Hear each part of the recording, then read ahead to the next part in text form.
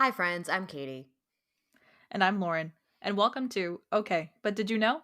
A podcast where we talk about the TV and media that we love with a friend who's never seen it before. Today, we're recapping and chatting about Bob's Burgers, Season 3, Episode 9, Bob Rest Ye Merry Gentle-Mannequins, and Episode 10, Mother Daughter Laser Razor. So, we're going to do the synopsis for Episode 9 first, and that is God Rest Ye Merry Gentle-Mannequins. It's a week until Christmas. Bob receives news that his uncle has passed, and the last of his belongings are his inheritance. The family goes to open the storage unit bequeathed to them, only to discover a man is living inside it. Bob allows Chet to stay in the basement until Christmas, and Chet starts setting up fun holiday window displays, bringing in some extra money through gift certificates for the restaurant. They then discover Chet misses his wife, who is a mannequin. Bob and the Belcher kids go on the hunt to find the mysterious missing mannequin and reunite Chet and his wife. So I am really excited because we were able to watch the first ever Bob's Burgers Thanksgiving episode at the beginning of November for us, because of course Mm-hmm. these are coming out not when we're recording them. And No, we're recording these 3.5 months in advance. and now Lauren is getting to talk about this one with me the day before Thanksgiving. She has watched the Christmas episode. So I'm really, really loving this so very much. But we owe it. All right, so we always start with the vacant storefront. What did you get for it? It was Can You Dig It? Candy Cane Outlet. No licky loos. All this one thinks makes me think about is the Lion King 1.5 when they're singing "Can You Dig It?" Yeah. Dig a ton of That's all I think dig a about. ton Dig, of dig a tunnel. dig a If you haven't ton watched that, of. just do it. What did you get for the pest control trunk?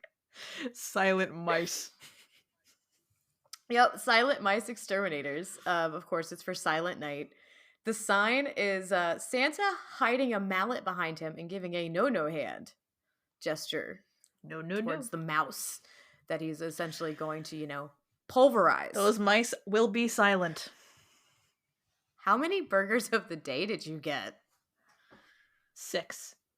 You win. You got all 6.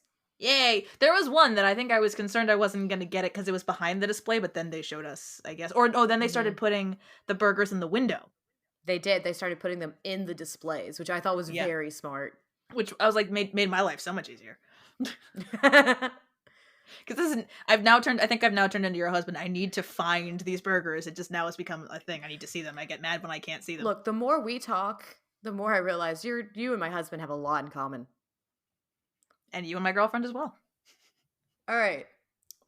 So what was the first one? One horse open slaw burger comes with slaw, no horse, which I think is a very important distinction to make. And it's very well after the previous episodes of this show where they thought human meat was in them. Maybe we should make sure that they're to tell people there's no horse either. It's important. I wonder what their FDA requirements for the minimum allowed amount of horse, or maximum, I guess, allowed amount of horse meat. If 4% was the human allowed amount. So I don't think it's a spoiler, but you do get to find out more information on what is done when it comes to horse meat and burgers. Lovely. That'll come up again one day. It's not really a spoiler, but it's a thing. Okay. You have fun with that one. But that one Thanks. is for, one horse open sleigh, jingle bells. Mm-hmm. The next one. There was the Santa Claus is cumin to town burger with cumin. Santa Claus is coming to town. Which honestly, cumin on a burger doesn't do it for me. It doesn't, but my brain did not read that word correctly at first. I think I know what your brain read that as. Oh, of course.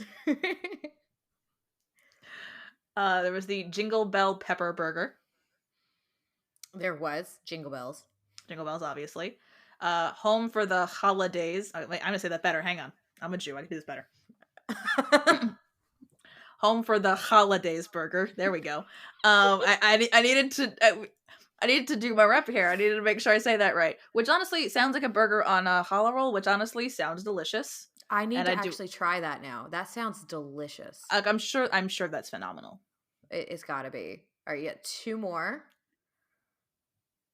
There was the Sentinel Night Burger, which I'm guessing is silent Or did I say that right? Did I write that Yes. down wrong? Well, it's supposed to be like lentils because it comes with Oh, okay. lentils. So Okay. is it Salental? Or it just said Sentinel. I don't know. That's what I wrote down. It's spelled like lentil with an SI in front of it. Okay. So Sciental, I guess. Silent Night, Sciental Burger. I Either way. No, thank you. Yeah, I'm okay. The last one sounds good also. That's, well, not as opposed to that one. The fifth day of Christmas burger comes with 5 golden rings of onion, which I would whether eat they're that. whether they're onion rings or just, lightly grilled onions. I love onion rings on burgers personally. Honestly, I love a good, especially like when it's the fried onion rings. That sounds Mm-hmm. delicious on a burger. Like you do it. Yep. Actually, okay, that's what I need. I need the hollow. I can't do it like you can. The hollow burger Challah. or bun with Mm-hmm. the onion rings. That sounds really, yeah, that would be delicious actually, now I'm thinking about it. That Because, sounds wonderful. we're this far into the podcast. Have we talked about our favorite types of burgers? I don't think we have, but I We did tell you have. that we usually do like burger night in our house. Yeah. Because, like, my favorite, burger is what around here is, like, usually called a cowboy burger. Is, like, that's kind of, it's something along the lines of what it's called. Usually it's burger, cheddar cheese, barbecue sauce, bacon, and some kind of fried onion, whether it's, like, onion strings or an onion ring or an onion petal. That is my favorite type of burger. I think it's, like, basically Definitely it's a not barbecue. kosher. No, not kosher whatsoever. It's a barbecue bake, which is why it should be on a challah roll. It's even better. One time I did see a TikTok though that was like, it was some kind of roast pork sandwich on challah, and I was like, the sandwich looks great, but did you have to put pork on challah? Like, why did we go that far? I don't know, but yeah, basically a barbecue bacon cheeseburger with fried onion of some kind is my favorite type of burger. It is delicious. I am partial to a breakfast burger. When you get like a good patty, because my husband really loves his burger presses. He has like cast iron presses. He likes to make smash nice. burgers. But you get like just a really good cheese. It can be Yeah. just about any cheese too. But you do like a good crispy bacon and then a fried egg where the yolk pours out. And then a toasted brioche bun. And you throw like a really good aioli on there. Oh, that sounds good. We make that here at home. That sounds delicious. We make that ourselves. I need to make onion rings next time though. So I'm getting in the car now. I highly recommend it though, because I make a really yummy like garlic aioli, and then but no, you have to have the bacon needs to be good and crispy though, because that egg gets it's so moist with all the yolk. Oh my god, it's really good. It sounds delicious. I love that you brought that up. How have we gone over 30 episodes and never talked about our favorite burgers? I don't know. I think we both need to get copies of the Bob's Burgers cookbook and just take turns making these. Because I can say when we had the cookbook, it got damaged. We made a burger from it that was called "Baby You Can Chive My Car." Okay. And it was absolutely delicious. It's not a spoiler saying that. You'll see it one day. It's a burger. I don't feel like it spoils anything. No, I think that's the Binging with Babish episode where he makes a couple of them. I've seen him make that. Okay, so that's not a spoiler at all. You already knew about that one essentially. Yeah. But it's that burger's it's delicious. There's other ones in there that I'm like, what were you thinking with this recipe? But everybody likes different things. Yeah. So were you able to pick up on who was the voice of Chet? I don't think so. I don't think I wrote it down, so no, I must not have. That is Zach Galifianakis. Okay, I can see that. And then you have the owner of Spanx-A-Lot, Sal. I know his face. I could not tell you that man's name though, but I know what he looks like. Fred Stoller. Okay. So funnily enough, we're a PBS family. We watch a lot of PBS. My son loves Daniel Tiger. But there is the PBS series Word Girl. Okay. And apparently Fred Stoller voices Chuck the evil sandwich making guy. Which is really funny though, because the series also has H. John Benjamin, who voices Reginald, and Christian Skull, who voices Victoria Best. So they're all also in a children's show. Oh, my cat. I saw that. I watched. Oh my goodness. But I thought you would find that interesting, especially since his name in the show is literally Chuck the evil sandwich making guy. Yeah. That's all right then. Mm-hmm. The episode title is, of course, a parody, which, if you didn't pick that up, I'm very surprised. It's for God Rest Ye Merry Gentlemen. Yes. Unlike all Bob's Burgers characters, Nadine has eyes with color around her pupils. I did not notice that. But we're going to have another discussion within this episode Okay.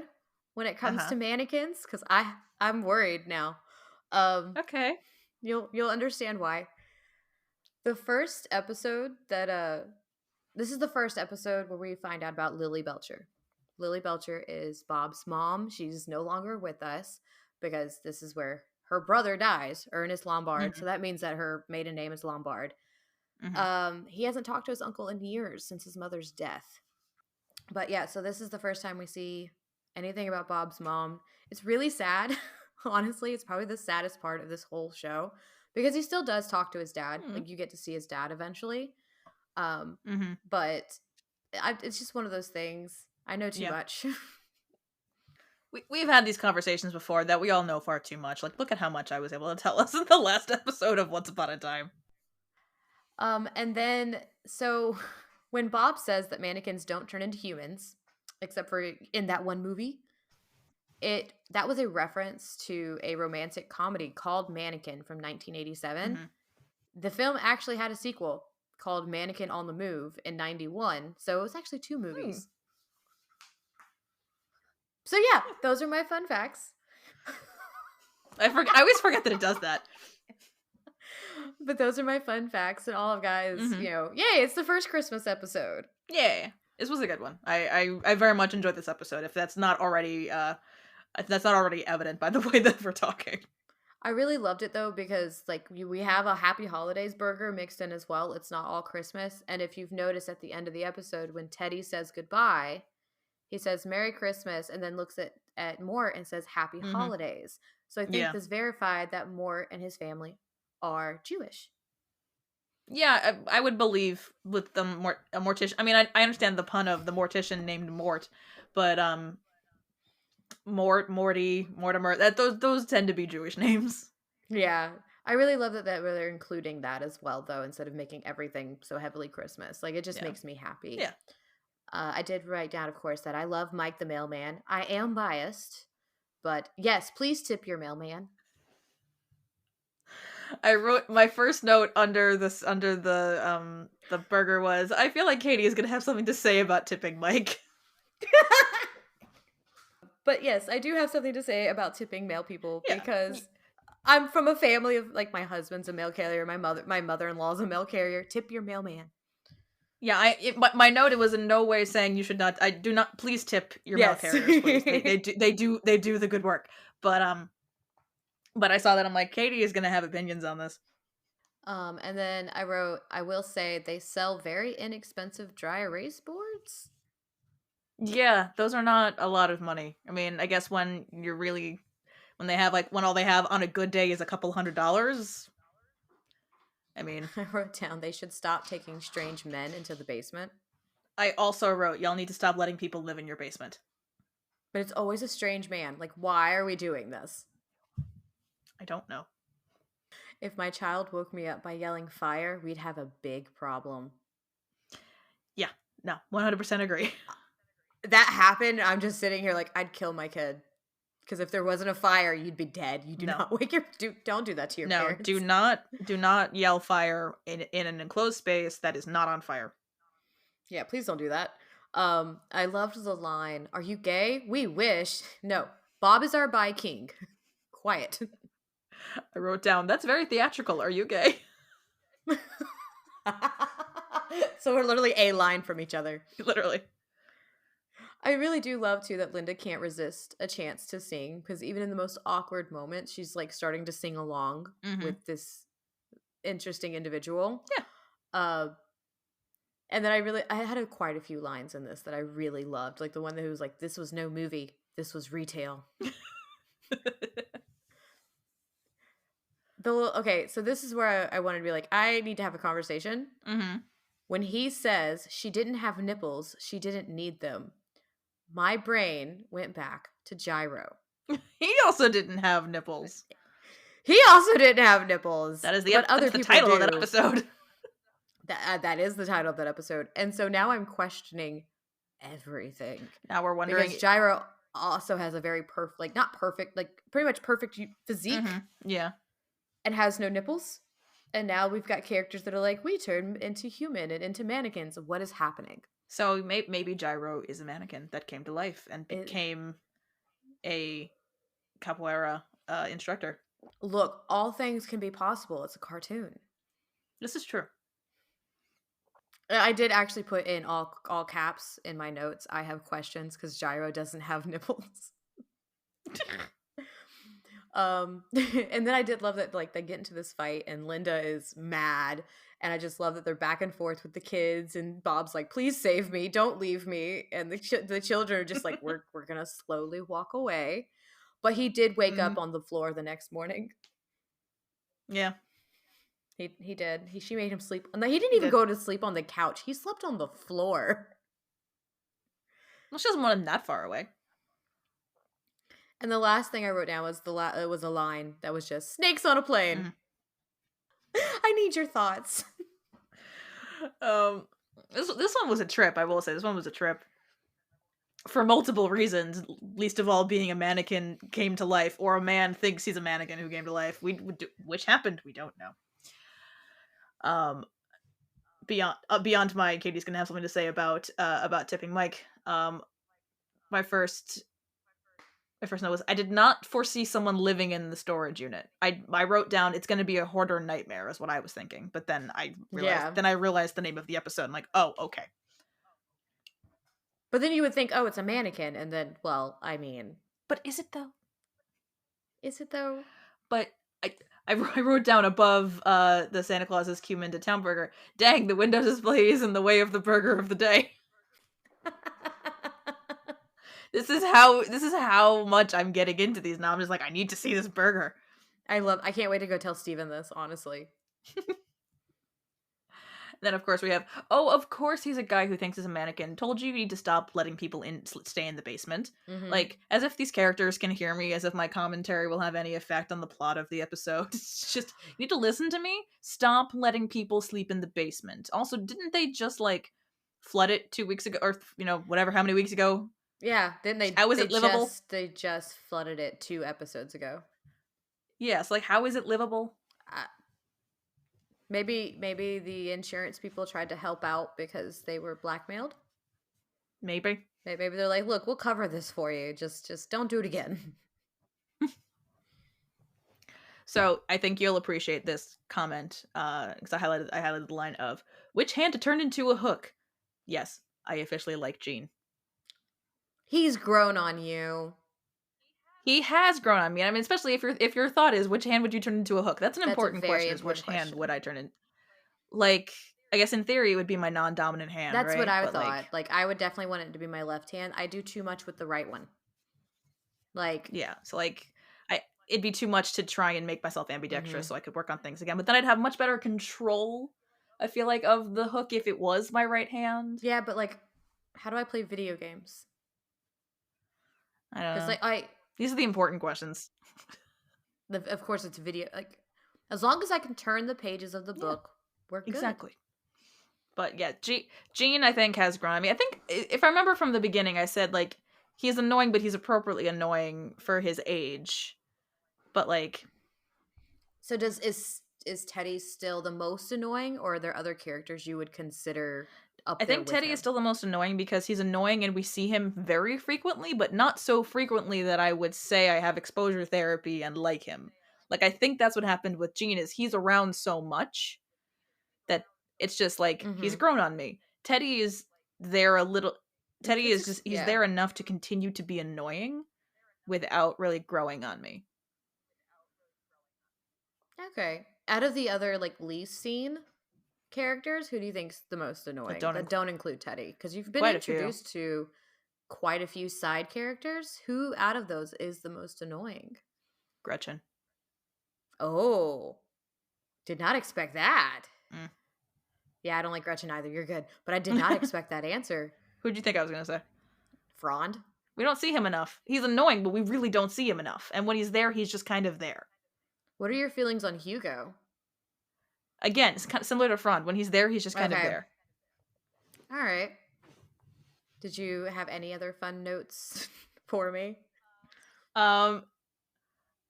Traditional Christmas mannequin hunt. I don't know a lot about Christmas, but that's definitely not a thing. I don't think that's a tradition that is common.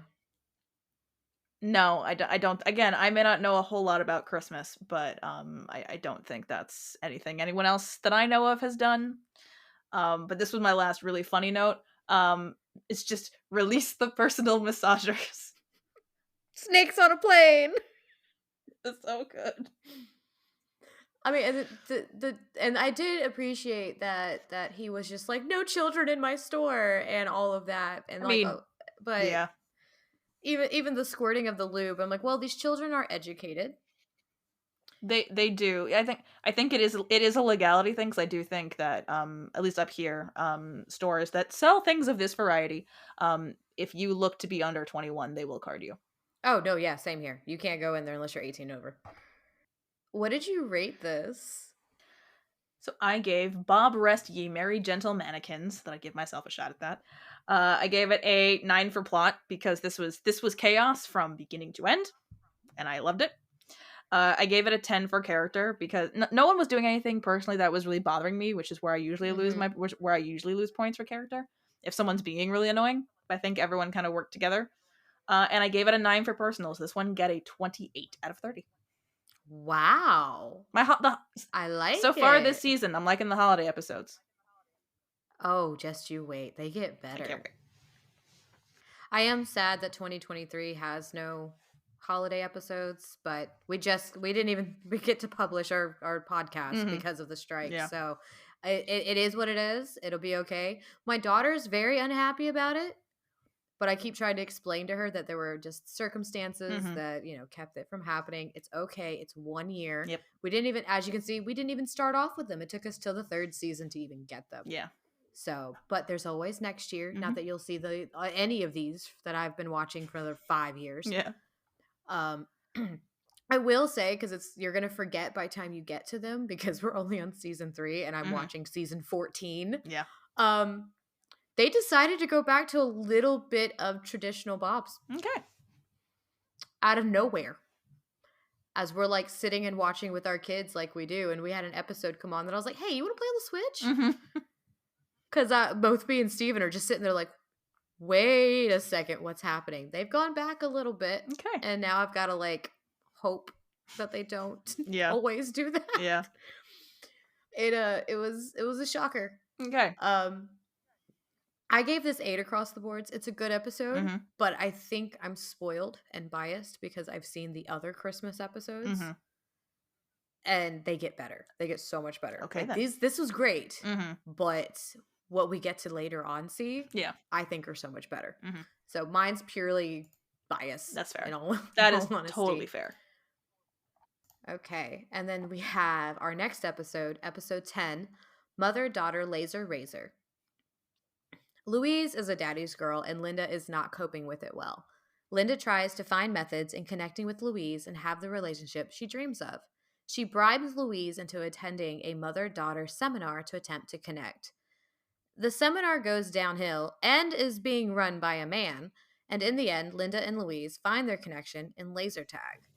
Tina struggles with the expectations of being a preteen and having hair on her legs. Bob and Jean do their best to be supportive through helping Tina wax her legs and then mourn her leg hair. That was a synopsis. That was a synopsis. This is another case where we always say that there's a link between how much we enjoy the episodes and how long the synopsis is, and it's not just when Lauren writes them for Once Upon a Time. Katie does this too. It is not. I do it too. I can admit that. I will really try to keep next week's down. I promise. I love that I can watch how long the time goes as we do this. I'm just going to sit and wait and see how long the synopsis actually is. Okay. when you do it. I can't wait. It's But either gonna be really long because I'm me, or it's gonna be really short because I almost don't want to I don't want to write down everything. But there's only one case where it's long because such little happened. I felt the need to write all of it. Eggs. Eggs. So the all I could think about today was that damn episode because I had to peel 24 eggs. If no one's listened to our episode about that episode, because if you don't listen to the Once Upon a Time episodes, here's your context. If we haven't mentioned, I think we've mentioned this before, but if we haven't, if the episode of the podcast that's labeled "Did you know eggs are a two-body system?" we go on a rant for a long time about how the world building of the dwarves from Snow White and the Seven Dwarves is they hatch out of eggs. At this point, we just need a T-shirt that says eggs. Just wire their eggs. Wire their eggs. So what did you get for the vacant storefront? I got Does Your Face Hurt beauty supplies. And that's for the insult, does your face hurt because it's killing me? Okay. I think you're going to love the next one, the pest control truck. This is definitely one that I'm like, Lauren would like this. Hickory dickory dead. I knew it. It's when they're so to the point sometimes. We had that one. It was Jack be nimble, Jack be dead. I'm like, sometimes we're just getting right to the point here. But yeah, it's Hickory Dickory Dead Exterminators. For Hickory Dickory Dock, the sign has a grandfather clock and a dead mouse. Don't you love this show? I mean, we've already established you and I have a very similar kind of like macabre kind of humor, so like it's hilarious, but I'm just like it's clever, but it's also like so on the nose, but also like not in a bad way. Yeah. How many burgers? I only got one. Ooh, okay. There's two. Okay. So I got the 50 ways to leave your guava burger. So that one is for a song, 50 Ways to Leave Your Lover by Paul Simon. Okay. The other burger has no description of what it is. It just says Ruta Baga Burger. It's Ruta Bag a Burger. I'm guessing in rutabaga, but the way it's typed out, it's RUTA dash bag dash A. Oh. And there's no explanation. That's no it. The wiki gave me nothing. Whew, this episode was watched by 6.4 million viewers. It is the second most watched episode of the whole series behind Human Flesh, because Human Flesh has 9.38 million. So this one is our second most watched out of all of them. Which I can't be mad about. I think it's a pretty good episode. Yeah. There's always parodies. They like to parody as much as they can, honestly. When Tina has her fantasy sequence involving the leg hairs and she's on the swing, that is a parody of Sarah Connor's Nuclear Apocalypse Nightmare and Terminator 2 Judgment Day. Okay. Would not have gotten that. I would not have either. I don't even think I've seen that movie. I have seen exactly 0 Terminator movies. I might have seen like the first one, but I don't remember it. No. Never was anything I desired to see. You're gonna love this one.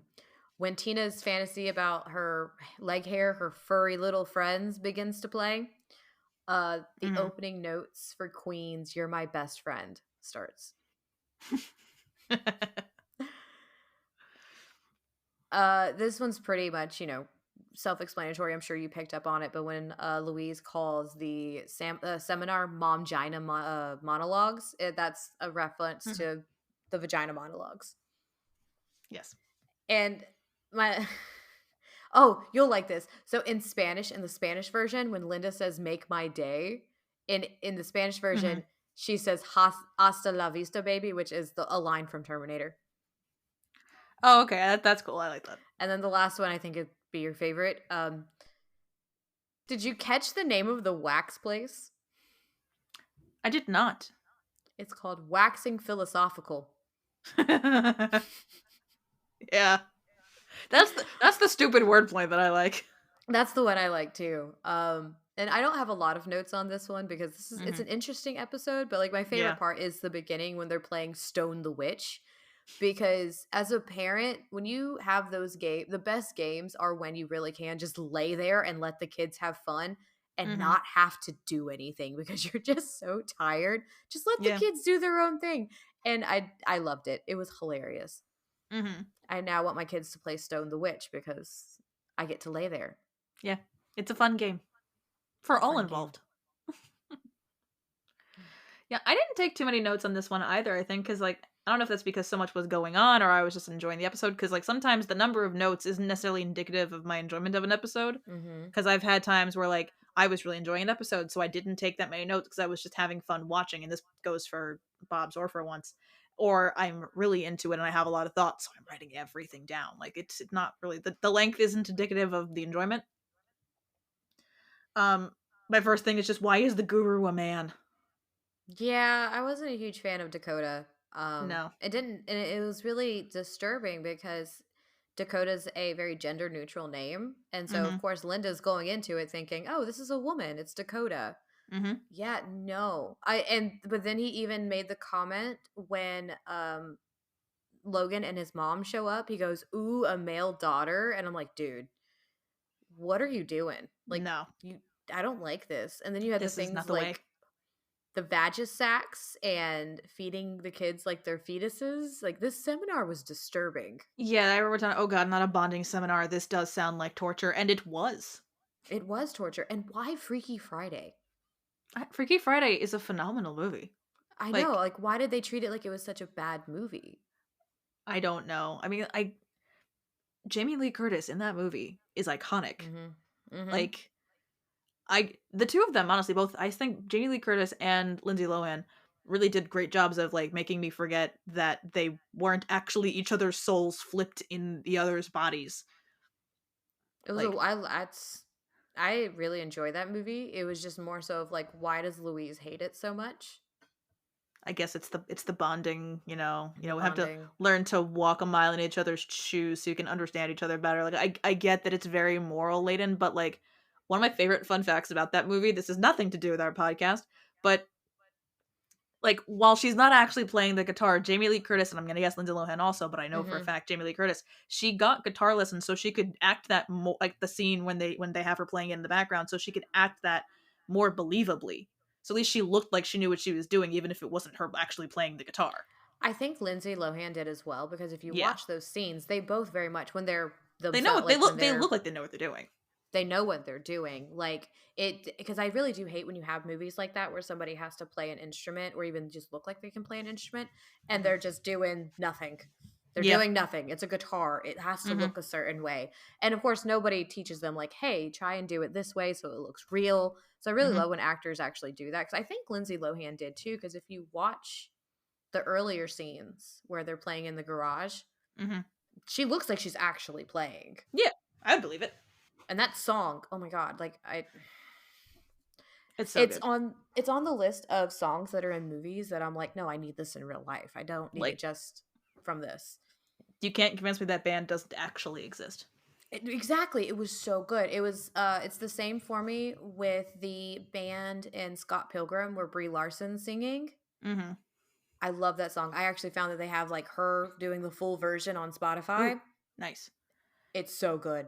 My other one for that is School of Rock. Yes. Oh my God. We could probably have a whole like discussion on this. I did write down that Linda must have super strength to pick up a 9-year-old as easily as she would a toddler. And we've had discussions before about Linda and her super strength because in the first, or was it the first episode of our podcast, we talk about her lifting a man's arm out of rigor Hmm. mortis. Yes. So I'm like, how strong is this woman? Very strong, apparently. Very strong.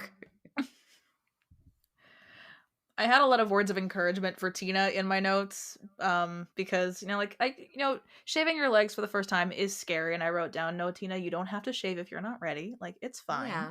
You don't have to. Like, and then additionally, you should not shave angry. That is dangerous. Very So dangerous. like, definitely you want it, especially with someone that's new to it, you want to ease into it. do things slowly, make sure no one's getting hurt here. But I liked that as a B plot. That was a perfectly solid B plot.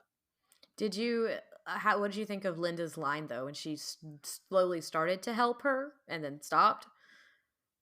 I Do you didn't write remember it the down. line? No, I don't. I didn't write it She down. What'd she says, say?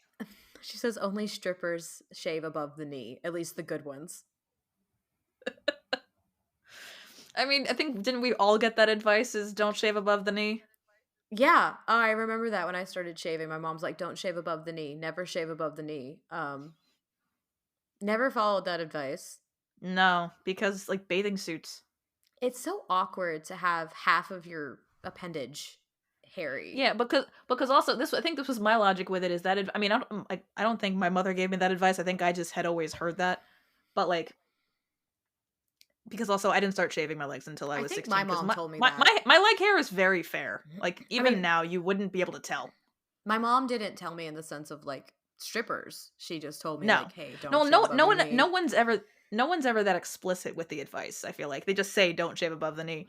But my logic with it was, I'm like, but my shorts go above my Mhm. knee, so why wouldn't I at least go a little bit further? That was always my thought. But I'm like, it took me a while to realize, oh, they don't mean like your upper Yeah, thighs. no. I It's like they don't mean like your quad muscles. That's not what Not they what they mean. mean. I did love the entire waxing experience. It was hilarious. And then Gene being jealous. I loved it. Yeah, that he couldn't get waxed. I did write down as they're walking home, soft pants on freshly shaved skin does feel Oh, nice I'll give though. you one better. Freshly shaved legs and then getting into freshly Hmm. clean sheets. That That's so is the nice. best feeling ever because everything is so soft. I will sometimes Hmm. wait to like shave my legs on the same day that I wash my sheets That's a good and system. then wear shorts because, Oh yeah, 'cause you want to have the whole experience. the whole experience. But I do think I agree with the message that this episode leaves us with that mother daughter bonding laser tag is more effective than that entire seminar. I wholeheartedly agree. And, maybe I just need to text my mom and go, let's go play laser tag. Hmm. I think that would work out really well for us. I I think that's the most effective bonding system anyone could have come up with. For like, I think mother daughter relationship, I think it's really good.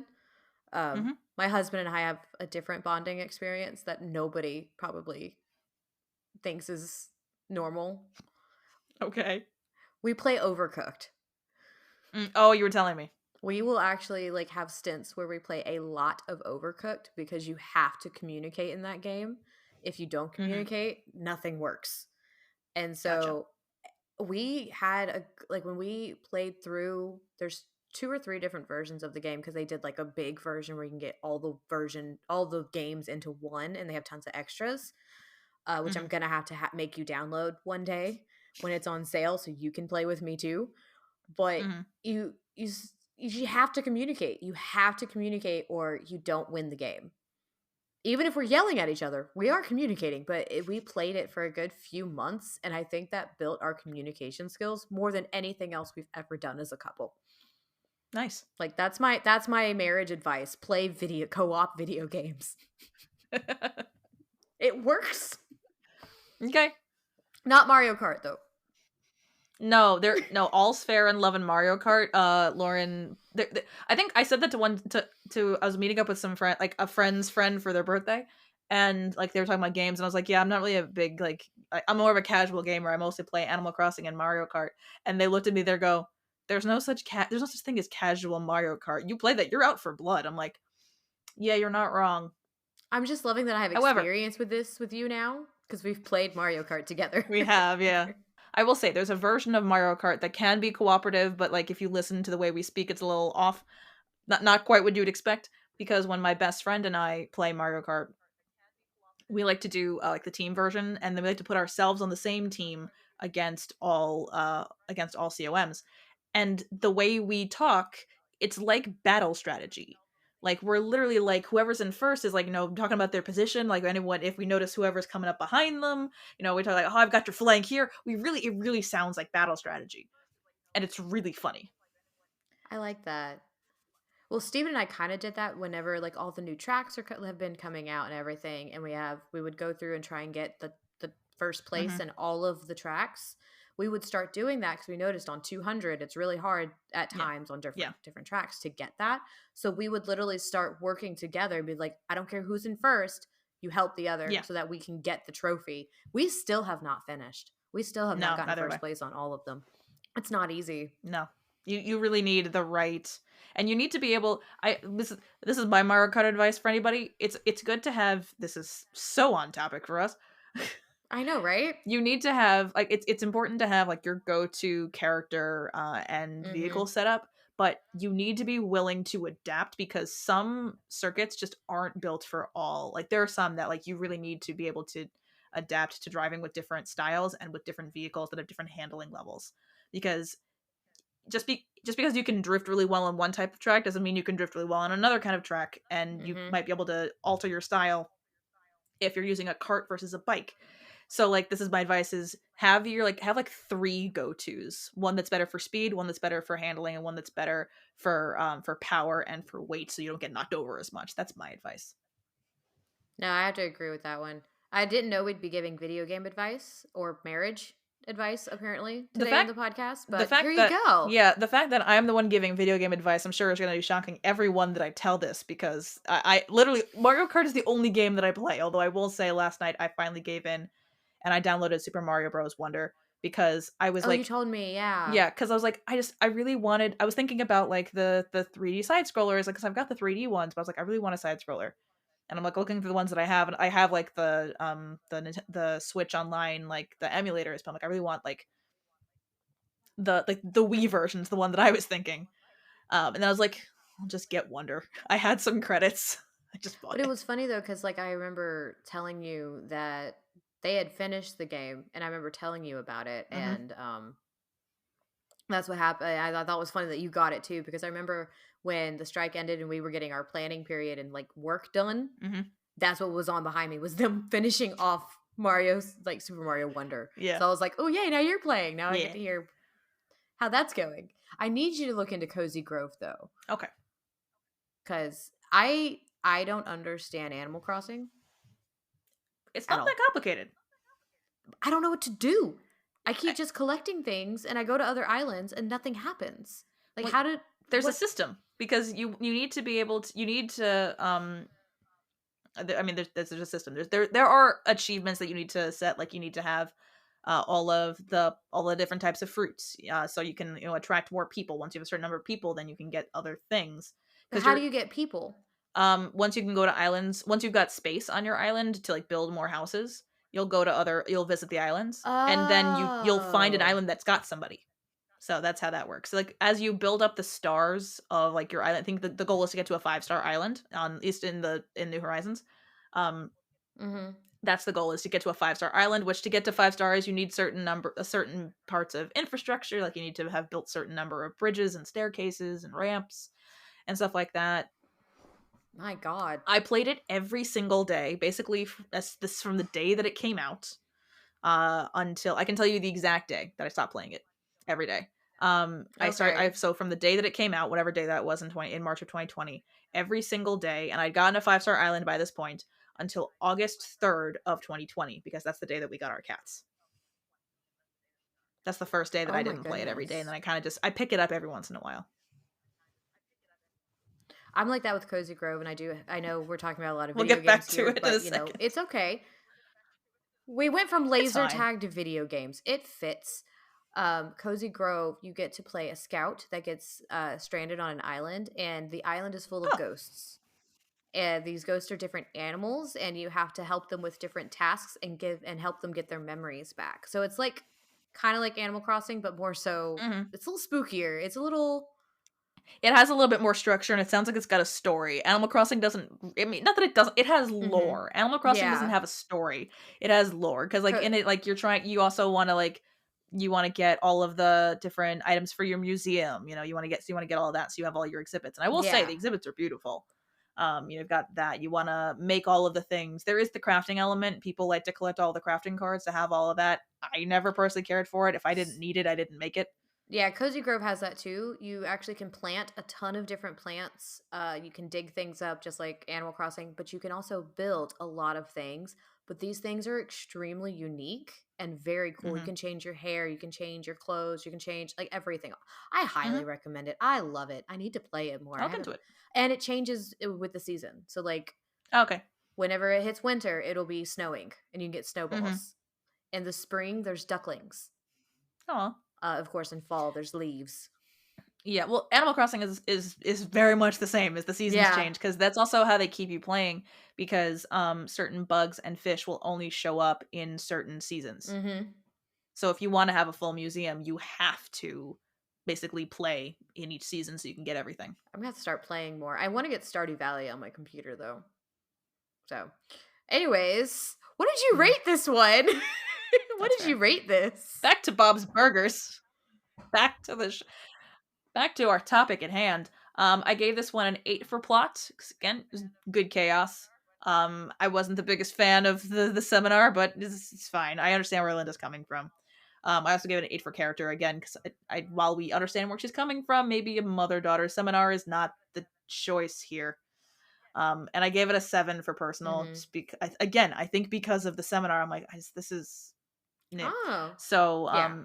it's got a 23, which is still a solid score, perfectly solid score. But yeah, that's what I got. I gave plot a 10. I first I the seminar's creepy. I'll give it that. But like just so Mm-hmm. much of it, like the kids manipulating the parents, laser tag, everything with Tina. Mm-hmm. I really enjoy this episode. It is a good one. I think it's I mean, I'm a mom too. That's fair. Maybe I'm biased on that one. Um Maybe. and character and personal both gave nines because like there's something Okay. about watching Louise and Logan's dynamic that I find very interesting. But this is a 28, but Mm-hmm. I want to speak on that a little bit more because I have seen some interesting things within the fandom. A lot of people like to do like I think it's the same like we have with Once Upon a Time. People like to put couples together. For some odd reason, people seem to like want to see Logan and Louise together one day, and it disturbs me. Because isn't he like 14? Yes. Yeah. Sometimes people with shipping, we Yep. talk about the shipping a lot on the Once Upon a Time thing. I'm like, most of the time, I'm like, as long as everyone's consenting adults, I don't care. But these are, I Hmm. mean, but these are children Oh, I've seen characters. people who have drawn like fan art of Louise and Logan as adults with kids. I've seen people do it with it like Mm, Tina and other no. characters as adults. They do this. There's some fans that do that. I've always felt it's kind of weird. That's the boundary that I never crossed, especially when I was in the RP community. Not, I mean, not only did I Yeah. not, I never wrote. If I wrote as Henry, it was canonically his age. I didn't do anything with him other than he Yeah. was a child. But I that was a boundary of mine. Was like I was like, I'm sure you're a lovely, wonderful person, but if you are writing an aged up version of a canonically child character, I will not write with you. No, I can agree with that. I just felt like it's always been kind of odd to do that. Like I get Yeah. it, I guess, like wanting to see something like that. Mm-hmm. But like I said, it's like fan art that Yeah. I've never looked into any like I don't read fan fiction. I've never read it. I'm not gonna start there at all. It exists. I can promise you. I'm a steer clear. I got too many books to read. That's fair. But no, I thought you would find that I'm gonna use the word interesting. Yeah, interesting. I think is the way to phrase that. As we're gonna that's how we're gonna phrase it. Because that is definitely like a fandom culture thing that happens And everywhere. yeah, I mean, people do it with Bluey too. I've seen people do like fan art and different theories of Bluey and Jean Luc as adults.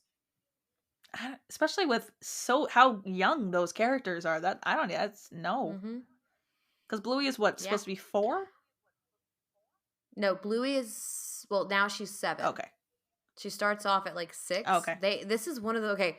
All right. So Bluey is interesting because the children age up. Okay.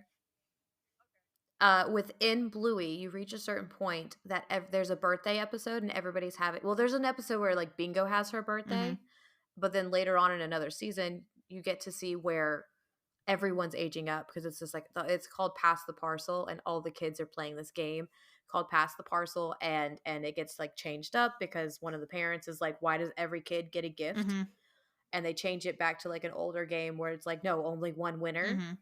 And not everybody gets something, and the kids really love it, but we get to see both Bluey and Bingo have a birthday, and everybody ages up, and then from then on, the girls are Hmm. older, which you do not see this No, you often, do not. like actually keeping the like. And they hide the identities of the girls that play Bluey and Bingo, which I love. That's the right choice. So much. That is the right choice. No one knows who plays these girls. But if you watch like the first episode, the girls' voices are, of course, much younger. They're squealier. And then if you watch like the most recent episode, you hear how they have grown and how Aw. they are older, because it's been out for it's been years Yeah. now. So they're actually having it where the girls age up as it goes. I love that. And I don't know how long it's going to go for or how long they can do it, because it took like, I want to say, what, 2-3 seasons? Mm-hmm.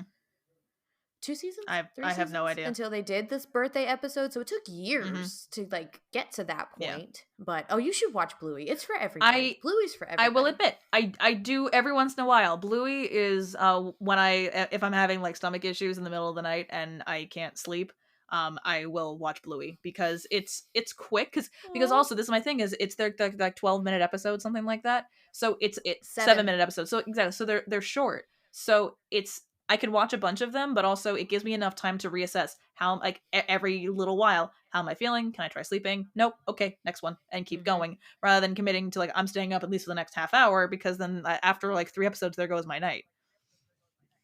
What's your favorite episode so far? I don't know what the last one is that I watched.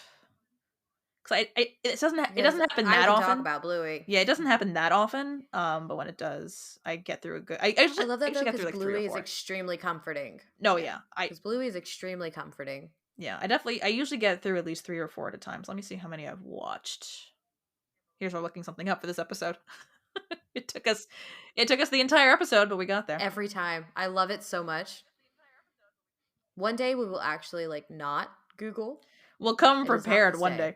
Yeah, so the next episode I have to watch is episode 8. So like I said, every time I've only done this like once or twice, but it's a good kind of increment thing.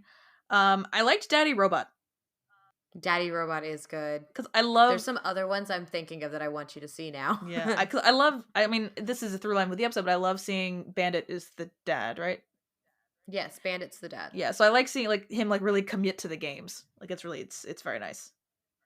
My husband does that. It's hilarious. No. There is a episode though, I think it's called, I think the actual title is Mount Mom and Dad or something like that. And the parents are so tired, the girls like climb their parents as mountains, and my 9-year-old always asks if she can play that game, and me and my husband have had to explain to her multiple times. One, I'm really small. There's not much mountain to climb. There's not and while the husband is much larger and there is more of a mountain to climb, that is painful. Yeah. Children climbing on you like that hurts. So not all Bluey games that they have come up with work. No. But there's some fun ones in there. Like Keepy Uppy, I think, has just always been a thing for like most people. Yeah. Because I played that as a kid myself. We just never called it Keepy Uppy. It was just don't let the balloon touch the ground. But there's definitely been some games that we have ended up playing from Bluey. Highly recommend. But not that you have children to play these games with, but it's a wonderful time. But I like Keepy Uppy because the whole family can get involved. Yeah. Thank you all for listening. Join us next time when we discuss Once Upon a Time, episode 118, The Stable Boy. Don't forget to like, rate, and follow the podcast wherever you listen so you can be notified every time we publish a new episode. And follow us at OBDYK_pod on Instagram and TikTok. This has been an episode of Okay, But Did You Know? A TV and media podcast. It was hosted by Katie and Lauren and edited by Katie.